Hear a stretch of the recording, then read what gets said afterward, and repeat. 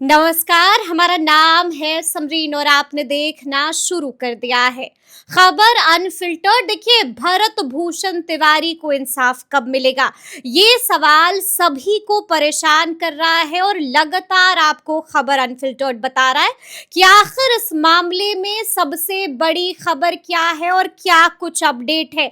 देखिए, हम आपको बता दें कि ये मामला पटना हाई कोर्ट पहुंच चुका है और सबसे बड़ी बात यह है कि इस मामले में पीआईएल भी दाखिल हो चुकी है और इस मामले में जिसने पीआईएल दाखिल की है, आज उन्हीं से हम बिल्कुल अनफिल्टर्ड बातचीत करेंगे। तो आइए फिर बिना देरी के सीधी बातचीत एडवोकेट माधव कुमार जी से करते हैं। सबसे पहले बहुत शुक्रिया बातचीत के लिए। धन्यवाद। Thank you.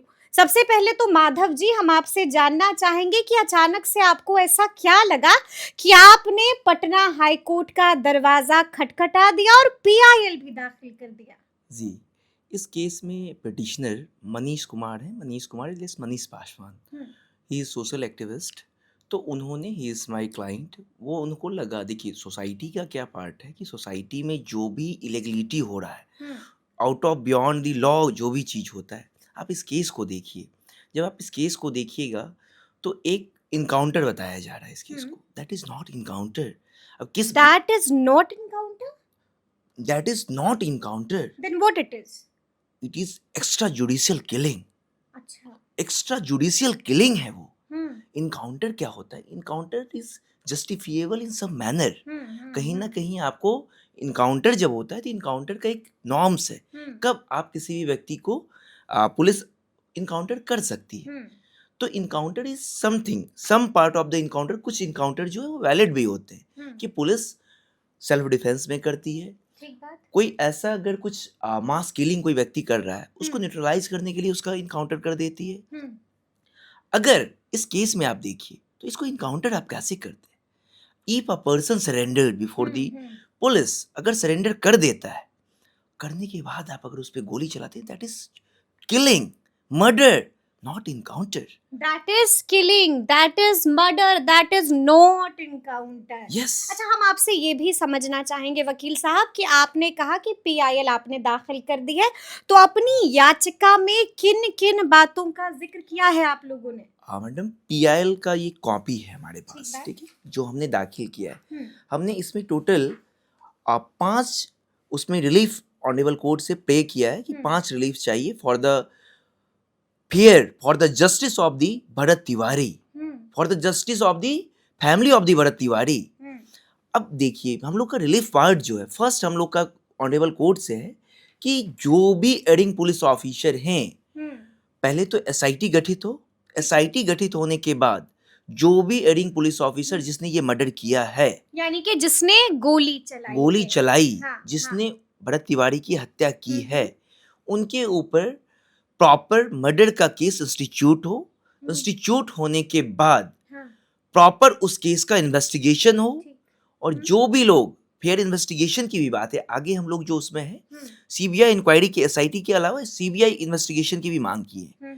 ठीक है, अगर होती है प्रॉपर इन्वेस्टिगेशन, अगर इस केस का होता है तो उनको न्याय मिल सकेगा, है ना। तो उसमें हम लोगों ने आगे प्रे किया है कि जो भी एडिंग पुलिस ऑफिसर से एफआईआर इंस्टीट्यूट होने के बाद उनको जेल भेजा जाए, और जेल भेजने के बाद जो भी कार्रवाई आगे होती है during the process of the trial, जो भी होता है, कन्विक्शन होता है, उनको प्रॉपर सजा होना चाहिए। और क्या सजा होती है इस मामले में? It depends upon the fact and circumstances of the cases. Case का फैक्ट क्या है, सर्कमस्टांसेस क्या है। परिजन चाह रहे हैं कि फांसी की सजा हो। डेफिनेटली, अगर वो चीज कोर्ट के सामने आती है, रेयरेस्ट ऑफ रेयर केसेस में इस तरह का मर्डर दिखता है।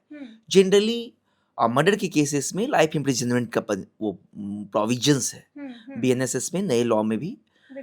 तो लाइफ इम्प्रिजनमेंट तो तय है, होना ही है, क्योंकि आप देखिए इस केस को आजीवन कारावास होना ही है। जी। किस बेसिस से बता रहे हैं? मैं कोई हवा हवाई बात नहीं बता रहा, क्योंकि देखिए न्यायालय जो चलती है, कोर्ट जो चलती है, कहते हैं सबूतों पे चलती है। बिल्कुल। और पुलिस के पास not a single iota of evidence, एक सबूत भी नहीं है। आप लोगों के पास है सबूत? जी। क्या सबूत है आप लोगों के पास? या फिर आपसे हम ऐसे भी पूछ सकते हैं वकील साहब कि क्या क्या सबूत है आप लोगों के पास? आप देखिए, जो कस्टोडियल डेथ होता है, हम्म। कस्टडी में लेने के बाद डेथ होता है, क्योंकि वो सरेंडर किया, इसको आप कस्टोडियल डेथ भी कह सकते हैं। कस्टडी में लेके उसकी हत्या कर दी गई। तो कस्टोडियल डेथ में क्या होता है कि only we have to prove that, कि हम लोग को ये साबित करना होता है कि उस बच्चे की या उस लड़के की या जो भी लोग हैं उनकी डेथ कस्टडी में हुई है। तो अब कस्टडी में हुई, इसको हम कैसे वो क्लैरिफाई करें। आप जब वीडियो विजुअल्स देखिएगा तो ही हैज सरेंडर्ड। जी। Once he has surrendered then he is in the police custody, वो पुलिस कस्टडी में है, एंड आफ्टर दैट सडन उसकी डेथ होती है। अब कहिएगा कि पुलिस एक सेकंड थ्योरी लाती है कि उसने गन फेंका फिर और- उठा लिया। जी। आपने एक छोटा कोई विजुअल्स एक्सेप्ट दी, एक्सेप्ट एंड एक्सेप्ट उनके ऑरल स्टेटमेंट, पुलिस वाले की ऑरल स्टेटमेंट के अलावा कोई एक सिंगल चीज बताया जाए कि कुछ ऐसा रिकॉर्ड पे आया, कभी दिखा, कोई विजुअल्स दिखा। जनरली आप समझिए इस तरह की जब कार्रवाई होती है, या तो पुलिस अपने ही लोग से वो वीडियो बनवाती है कंप्लीट, वो एक जो चीजें होती हैं उसका वीडियो बनता है, वीडियो क्लिप बनता है, या फिर पहले से अगर प्लान्ड होता है तो एक एजेंसी के थ्रू उसका वीडियो बनाया जाता है। अगर कुछ ऐसा होता, वो कोई ऐसा फायरिंग किया होता, तो डेफिनेटली वो रिकॉर्ड पे आता, लेकिन not a single except the statement of the police officers, कुछ नहीं आया।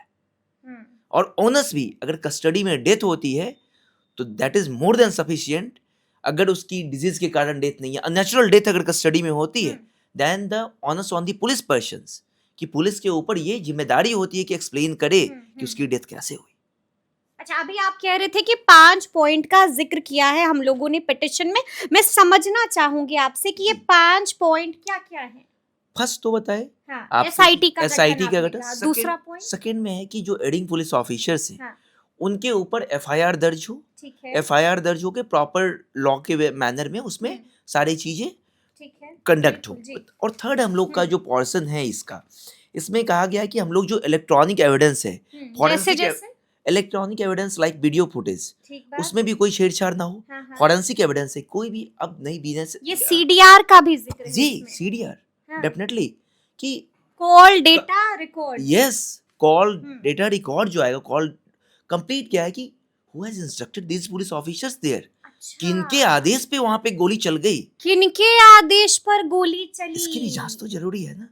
तो जो फोन पर किसने दिया था Yes, ये आदेश कि ठोक दो, मार दो। एग्जैक्टली, तो ये कैसे सामने आएगा? सीडीआर से आएगा, तो वो भी आप लोगों ने पे मांगा किया है। यस, बिल्कुल, एग्जैक्टली। ठीक है। और उसमें हम लोग जो भी बैलिस्टिक रिपोर्ट्स है, बैलिस्टिक रिपोर्ट्स क्या होता है कि जो आर्म्स आपने देखा होगा, एक पिस्टल उसके हाथ में था, बिल्कुल। तो हम लोग के पास क्या होता है कि वो बैलिस्टिक रिपोर्ट्स क्या बताता है, वो आर्म्स का कंप्लीट वेरीफाई किया जाता है। वो बैलिस्टिक रिपोर्ट्स जो आता है उसमें बताया जाता है कि किस तरह का आर्म्स था, ये जो गोली चली तो उस गोली से ही वो गोली चली या किसी और गोली से चली, या चली तो किस गोली से चली, उस गोली से कितना गोली पहले चला।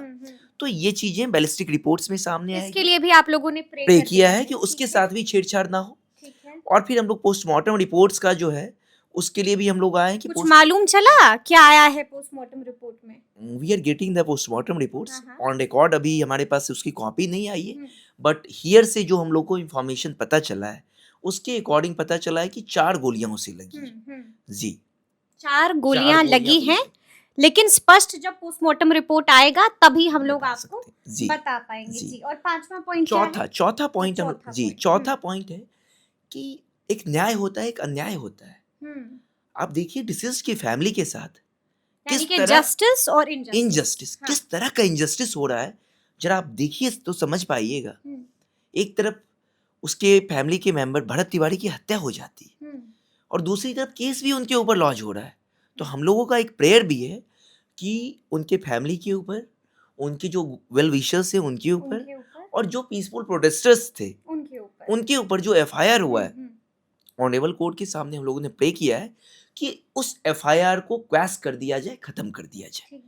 क्योंकि मैलिशियस प्रोसिक्यूशन होता है जब हम लोग का एक क्वैशिंग का भी एक फार्मूला है, और ये फिर ये केस जो ये लोग लॉज कर रहे हैं, बैक टू बैक लॉज जो कर रहे हैं, तो ये मैलिशियस एकदम फर्जी और फेक केसेस जो लॉज हो रहा है, तो ऑनरेबल कोर्ट जो है, हाई कोर्ट जो है, क्वैश कर दे। और हम लोग का last and not the list, and that is very important part of my prayer, कि हम लोग का है कि एग्जाम्पलरी डैमेज आप कंपनसेशन भी तो दीजिए, यानी कि आप मुआवजा भी दीजिए मुआवजा भी परिवार को। दीजिएगा।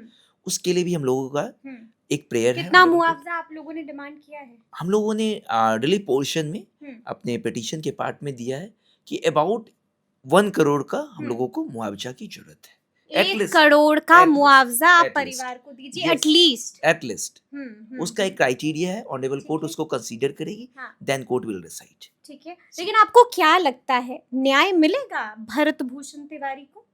मैं एक बात बता और दूं, कैसे दिला पाइएगा न्याय? मैं एक बात बताना चाहूंगा कि जब भी सिस्टम अन्याय करता है तो लोग कहते हैं ना कि आखिरी जो मुकाम होता है, आखिरी एक आश होती है लोगों की, वो न्यायालय से होती है। बिल्कुल होता है। और मैं आपको बता दूं, पटना हाईकोर्ट भी इस तरह के हिस्ट्री में मैं बता दूं, Patna high court time to time इस तरह की ऑर्डर, क्योंकि देखिए कोर्ट में आपको मैं बता दूं कि ऑनरेबल हाईकोर्ट के सामने जो ये मुद्दा जा रहा है, तो कोर्ट विल ऑब्जर्व एवरीथिंग। एक छोटे से छोटे लूप होल्स को भी ऑब्जर्व करती है ऑनरेबल कोर्ट। बिल्कुल। अगर कोर्ट को ऐसा लूप होल्स अगर मिल जाए तो कल के कल डीजीपी को तलब कर ले कोर्ट में, तो कोई बच नहीं पाएंगे, कोई बच नहीं पाएगा। कोई बच नहीं पाएगा। मैं आपको बता रहा हूँ, एक बहुत छोटा सा इंस्टांस आप समझिए ना कि अगर ऐसा था, अगर इनकाउंटर सही था, तो 4 पुलिस ऑफिसर को सस्पेंड कैसे किया गया? ये बड़ा सवाल है। बड़ा सवाल है। थाना अध्यक्ष को भी आपने सस्पेंड किया, क्यों किया? या तो इनकाउंटर गलत था इसलिए पुलिस ऑफिसर्स गलत किए तो आपने सस्पेंड किया, जी जी, और नहीं, और क्या सिर्फ सस्पेंशन से काम बन जाएगा? पॉसिबल ही नहीं। अगर आपने सस्पेंशन किया तो इट मींस कि दे हैव, उनका वो फॉल्ट था, लूप होल्स था, उसने क्राइम कमिट किया, तो क्राइम कमिट किया तो क्राइम के लिए तो सजा है। बीएनएस का प्रोविजन है, मर्डर के प्रोविजन में उनको कन्विक्शन होगा, न्यायालय उनको कन्विक्शन करेगी। ठीक है, बिल्कुल। तो इसलिए हम लोगों का ये पूरा प्रयास है कि एनी हाउ उन लोगों को न्याय मिलेगा ही मिलेगा और कोई बच नहीं पाएंगे। ये अगली सुनवाई कब है इस मामले में? देखिए ऑनरेबल कोर्ट में हम लोग इसको फिर से मेंशन कर रहे हैं अर्जेंट हियरिंग के लिए, क्योंकि matter is of the great, मतलब ग्रेव कंसर्न, सीरियस मैटर है। तो ऑनरेबल चीफ जस्टिस के कोर्ट में हम लोग फिर से मेंशन कर रहे हैं अर्जेंट हियरिंग के लिए इस मैटर को, और प्रोबेबली जैसे ही ऑनरेबल कोर्ट अगले हफ्ते, most probably there is all chances, अगर ऑनरेबल कोर्ट अगर कन्विंस होते हैं कि नहीं मतलब मैटर एक इमीडिएट सुनने का है, तो अगले हफ्ते सुनवाई भी होगी। चलिए, एक अंतिम सवाल है मेरा आपसे। आपने भी देखा होगा कि मुख्यमंत्री सम्राट चौधरी ने न्यायिक जांच का आदेश दे दिया है, इससे कितना संतुष्ट है? देखिए न्यायिक जांच को जो है, सो आप एक न्यायिक जांच, एक रिटायर्ड हाई कोर्ट, अभी जैसा मीडिया रिपोर्ट्स में मैंने देखा, ऐसा कोई प्रेस विज्ञप्ति हम लोगों को अभी दिखा नहीं है। प्रेस विज्ञप्ति परहैप्स आप लोग के कंसर्न में हो, हम लोग तो नहीं देखे अभी, ऐसा स्टेटमेंट हमने भी सुना। हाँ, बिल्कुल दे दिया है जी। हाँ, तो देखिए कोई भी अगर आप कमेटी फॉर्म कर रहे हैं, सिस्टम फॉर्म कर रहे हैं, तो ट्रांसपेरेंट वे में भी हो, पहली बात। दूसरी बात है कि आप जो एक कंप्लीट लीगल सिस्टम है उसको बाईपास करके लीपापोती के लिए कुछ नहीं कर सकते।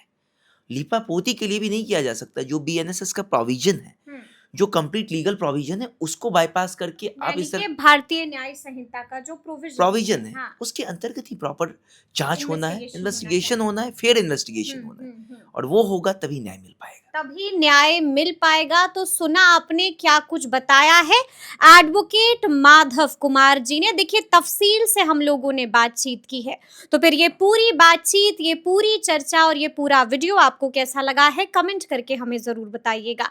तो ऐसे तमाम अपडेट्स के लिए बिल्कुल ऐसे ही हमारे साथ बने रहिएगा और देखते रहिएगा खबर अनफिल्टर्ड।